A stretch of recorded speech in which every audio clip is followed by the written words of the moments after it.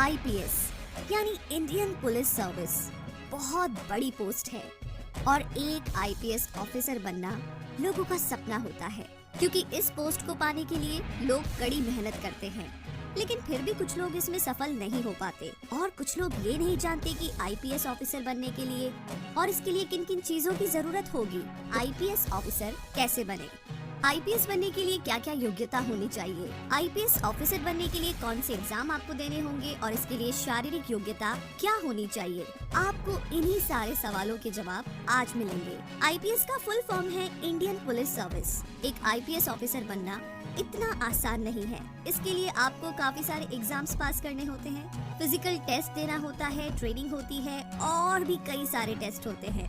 ये सब क्लियर करने के बाद ही आपकी पोस्टिंग होती है और आप एक आईपीएस ऑफिसर कहलाते हैं। इस आईपीएस पोस्ट के लिए हर साल लाखों लोग इस एग्जाम में बैठते हैं और सिर्फ गिने चुने लोग ही इसे पास कर पाते हैं।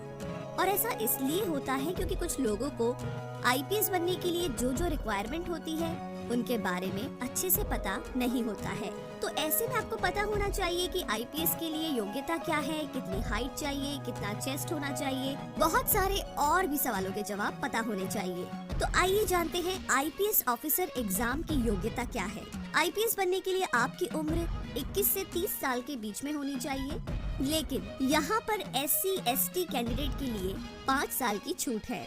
दूसरा है आपके पास बैचलर डिग्री होनी चाहिए किसी भी फील्ड में। तीसरा है आईपीएस एग्जाम को इंडिया, नेपाल और भूटान के लोग दे सकते हैं। अब बात की जाए शारीरिक योग्यता की, तो आईपीएस ऑफिसर बनने के लिए पुरुष के लिए कम से कम 165 सेंटीमीटर यानी कि 165 सेंटीमीटर लंबाई होनी चाहिए।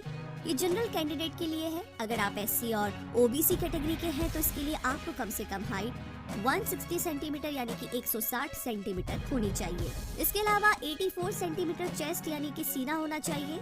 आगे महिलाओं की बात की जाए तो महिलाओं के लिए हाइट कम से कम 150 यानी कि 150 सेंटीमीटर होनी चाहिए, जो कि जनरल कैंडिडेट के लिए है। और अगर SC/OBC कैटेगरी की महिलाओं की बात की जाए तो लंबाई 145 यानी कि 145 सेंटीमीटर होनी चाहिए। इसके साथ ही महिलाओं की चेस्ट 79 यानी कि 89 सेंटीमीटर होनी चाहिए। लंबाई के साथ साथ आई साइट की बात की जाए तो ठीक आँखों के लिए आँखों का विजन 6/6 या 6/9 होना चाहिए और वीक आई विजन 6/12 या 6/9 होना चाहिए। तो ये कुछ रिक्वायरमेंट है जो कि एक आईपीएस ऑफिसर में होनी चाहिए। तो अगर आपके पास ये सब क्वालिफिकेशन और शारीरिक योग्यता है तो आप इस एग्जाम में बैठ सकते हैं और एक आईपीएस ऑफिसर यानी पुलिस ऑफिसर बन सकते हैं। तो आइए अब आगे जानते हैं कि कैसे आईपीएस ऑफिसर बने। पहला है 12वीं क्लास पास करें। एक आईपीएस ऑफिसर बनने के लिए सबसे पहले आपको 12th की परीक्षा पास करनी होगी। किसी भी स्ट्रीम से, साइंस, कॉमर्स या आर्ट सब्जेक्ट से हो, बस आपको सबसे पहले 12th पास करनी है। दूसरा है ग्रेजुएशन पूरी करें किसी भी कोर्स में। जैसे आप 12th पास कर लेते हैं तो इसके बाद अब आपको अपने हिसाब से जिस भी सब्जेक्ट में इंटरेस्ट है उसमें अपनी ग्रेजुएशन की डिग्री को पूरा कीजिए। एक आईपीएस ऑफिसर बनने के लिए ग्रेजुएट होना बहुत जरूरी है, तभी आप आईपीएस एग्जाम में बैठ सकते हैं।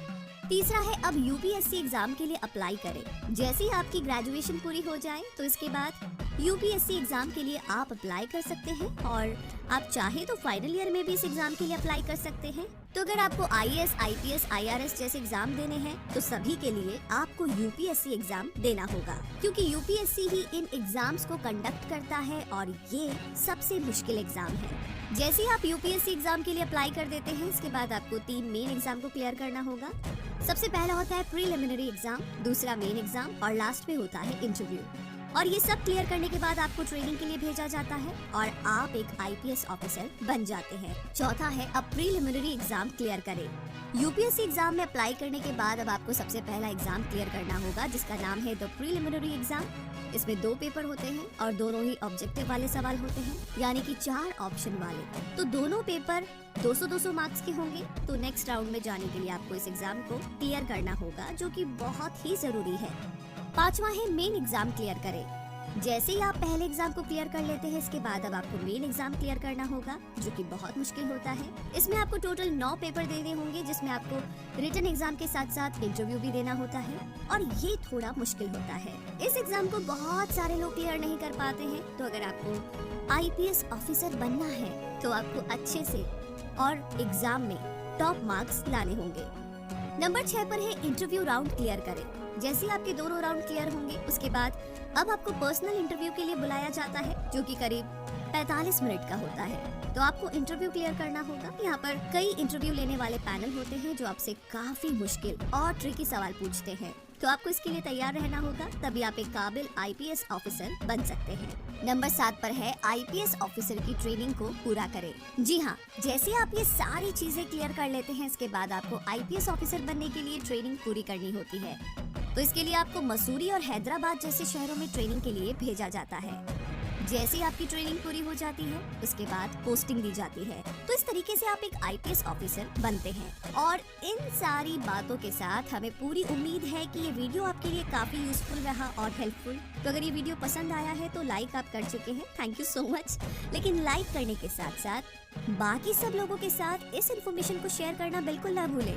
साथ ही चैनल को सब्सक्राइब कीजिए और ऑलरेडी आपने कर लिया है तो बेल आइकन को प्रेस करना ना भूलें ऐसी और भी अपडेट्स के लिए।